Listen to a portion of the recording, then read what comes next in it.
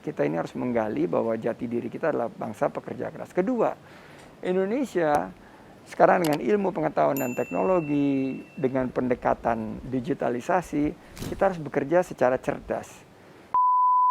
Untuk menjadikan Indonesia yang lebih baik, dimulai dari kualitas manusianya yang baik. Kualitas manusia yang baik seperti apakah menurut versi Pak Sandi?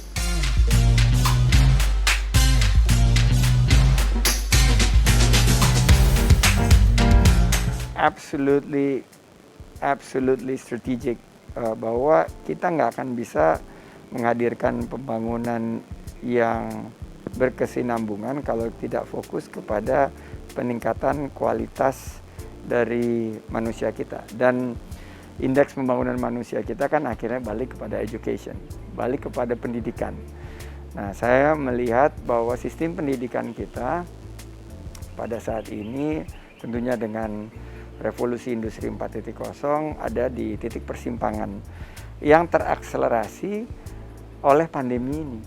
Nah, kualitas yang menurut saya harus kita tingkatkan dalam pembangunan manusia kita adalah tentunya kemandiriannya, dari segi bukan hanya kemandirian dari mendapatkan lapangan kerja, tapi juga mereka bisa mendapatkan kualitas pendidikan yang mumpuni, yang baik.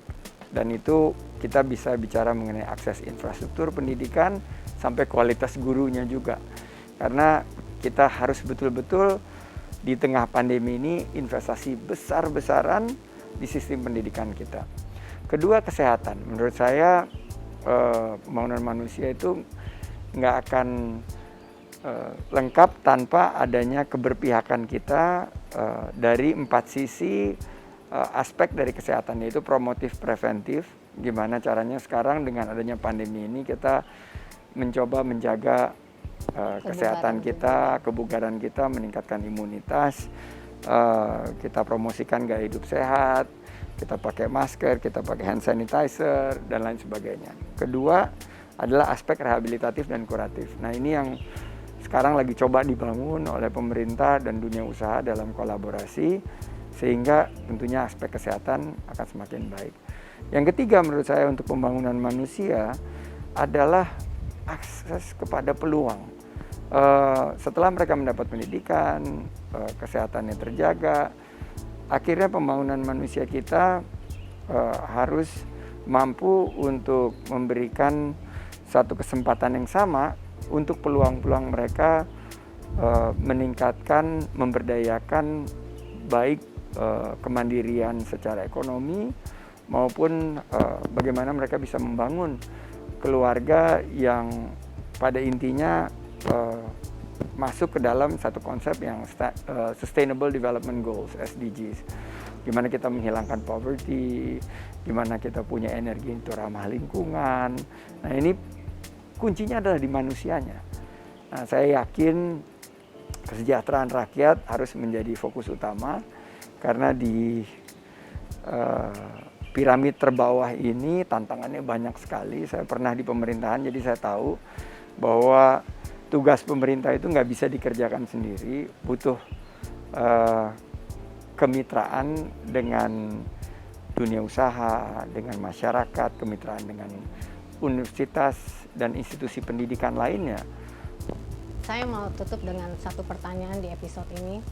Berbicara soal peluang yang rata buat setiap orang, tetapi kita juga harus tahu mentalitas manusia Indonesia itu berbeda-beda. Nah, tolong diangkat sedikit mentalitas seperti apa yang membedakan manusia satu yang berkualitas dan tidak berkualitas.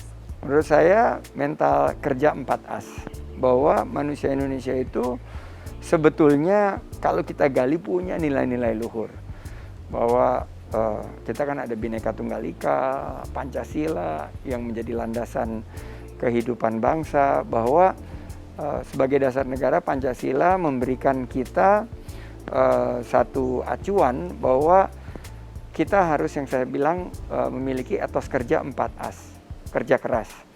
Itu tipikal manusia Indonesia. Saya ketemu mungkin ribuan petani, mereka semua memancarkan satu semangat kerja keras yang luar biasa.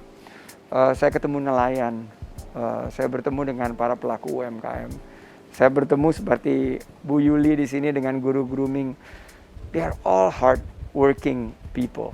Jadi satu konsep karakteristik masyarakat Indonesia inilah adalah masyarakat pekerja keras. Saya nggak pernah setuju kalau ada yang bilang, wah kita bangsa yang bangsa rebahan.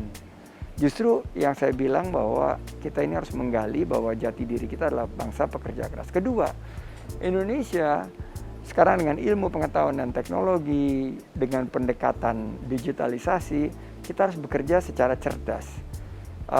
Nggak bisa kita bersaing kalau kita tidak embrace teknologi, kita tidak rangkul kemajuan zaman.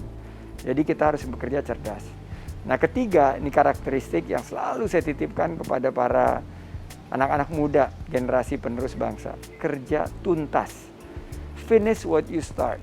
Jangan kita sedikit-sedikit bosan. Give up. Baru jatuh 2-3 kali gagal, sudah angkat tangan. Diomelin dikit. Ngambek, baperan, dan lain sebagainya. Tapi tuntaskan. Kuatkan mental, kalau jatuh bangkit kembali. Kalau terperosok, bangun. Dan anggaplah kegagalan itu merupakan anak tangga menuju kesuksesan. Finish apa yang ditugaskan kepada kita. Itu namanya kerja tuntas. Dan as yang terakhir adalah kerja ikhlas. Saya yakin bahwa if we do our best, we let God do the rest, itu akhirnya fame and fortune akan datang kepada kita.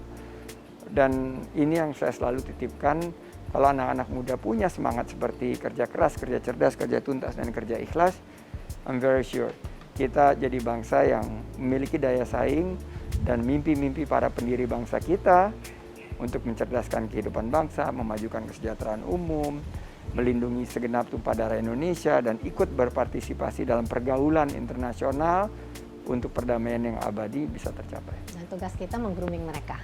Tugas kita dengan guru grooming adalah meng-grooming mereka. Untuk menjadikan Indonesia yang lebih baik, dimulai dari kualitas manusia yang baik. Kualitas manusia yang baik ialah tahu aturan, mau diatur, dan ikut aturan. Saya akan bangun kualitas SDM kita agar mereka inovatif. Saya ingin anak-anak masa depan generasi penerus bangsa ini selalu memiliki wawasan inovasi